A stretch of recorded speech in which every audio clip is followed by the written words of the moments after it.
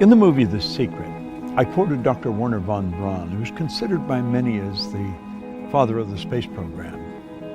He said, the natural laws of this universe are so precise that we don't have any difficulty building a spaceship, sending people to the moon, and we can time the landing with the precision of a fraction of a second. He also said these laws must have been set by someone. And you know, it's strange. It's not that long ago when science and religion were really considered antagonistic. That's not so today. It's looked at it now, one studying the cause and the other studying the effect. And von Braun said, after studying the spectacular mysteries of the cosmos for many years, he had arrived at the firm conviction that there is a God. I see the laws as God's modus operandi. It's how everything happens. The Secret was based on the concept of law of attraction. And because the movie went viral, it was all over the world, everyone everywhere was talking about the law of attraction. People writing books on it that don't really understand it, people speaking on it that many of them advertise their ignorance when they talk about it. I'm of the conclusion that attraction is not really understood in any depth by most people. Now, I've studied this every day for 50-some years. And I can assure you, attraction is a law, but it's a secondary law. The primary law is the law of vibration. The law of vibration is one of the basic laws of the universe. It decrees that everything moves, nothing rests. We literally live in an ocean of motion. Do you know that everything is an expression of the same thing? The leaves, the tree, the cement, the body, the clothes. It's all energy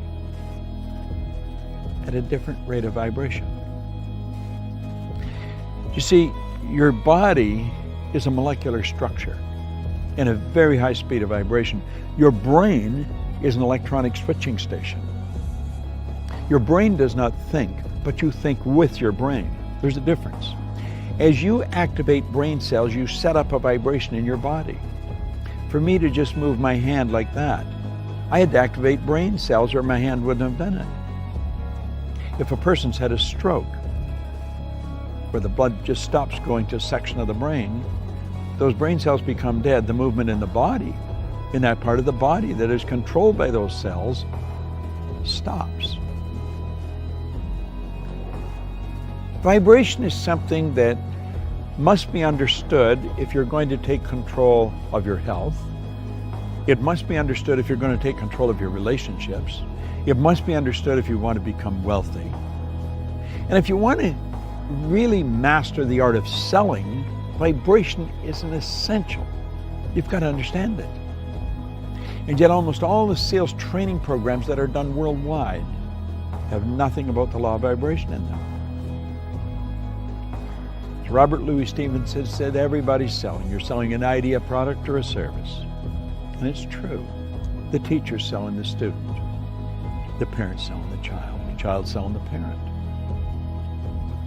Well, what do we mean selling? Well, the professional salesperson understands that selling is doing something for someone, not to someone. And the professional will sit down and they will get to know the prospect. They will find as much about the prospect as they can. They'll have permission to ask the prospect questions. They'll gather a lot of information and they find out where the prospect wants to go, what they want to accomplish. They mentally get on the prospect's frequency and help the prospect go to where they want to go.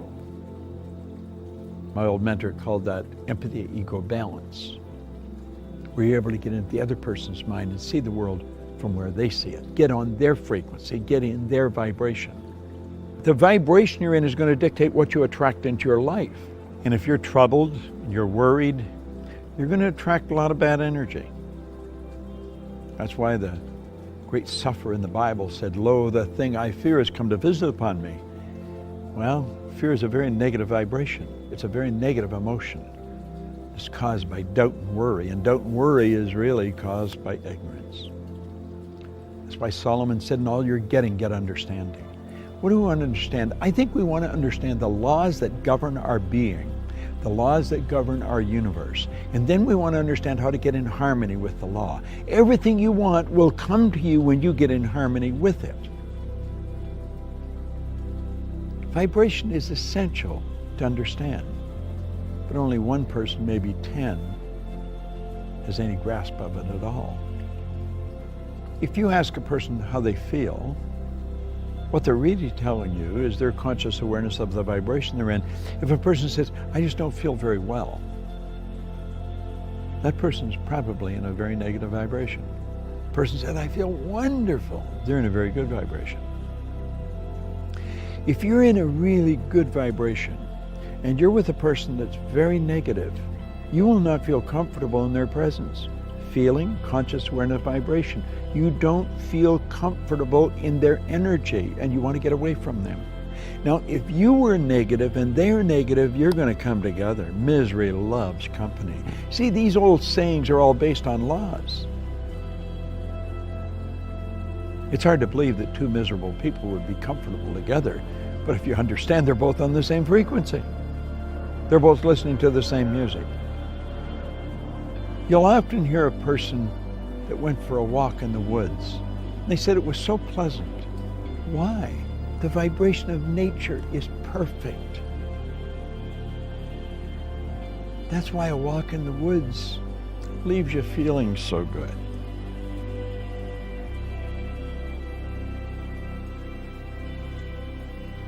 What do you understand about the law of vibration? That's a good question to ask yourself. I'm going to give you a small exercise. The next time you're around a person that's complaining about anything, or that obviously it doesn't feel very well, start changing the subject. Start talking to them, about something good about them. Compliment them, but make it a sincere, merited compliment, not false praise. No flattery. Pick out something good that they do and slowly turn the subject around to that. Let them know how much you admire how well they do it. And you know something? Like that, their energy will change. You have caused them to change their vibration. Now, the beautiful truth about this, when you do it, you'll learn how to do it to yourself when you're not feeling very good. That's the beautiful truth. We are in control of how we feel. I was reading something by Viktor Frankl, the author of Man's Search for Meaning, a Viennese psychiatrist, spent the war years in a concentration camp. He said, in every situation, there is a space between the situation and how you respond to it. And in that space, you can decide how you're going to respond. Now, that space may only be a millisecond, but in that space, you can decide, are you going to react or are you going to respond? Think of it. In every situation, between the situation and your response, there is a space. And in that space, you can decide how you're going to respond. Vibration is something that I love studying. When you're in a restaurant or in a store or any place where the energy is really good, you feel very comfortable. It's the vibration in the place. You've gone into a restaurant and sat down, and before you ordered anything, all of a sudden you don't want to eat there. Why? It's the energy, it's the vibration of that place. You should get up and leave. Go where you feel comfortable. Do what makes you feel good. That's why people that are doing what they love never have to work again.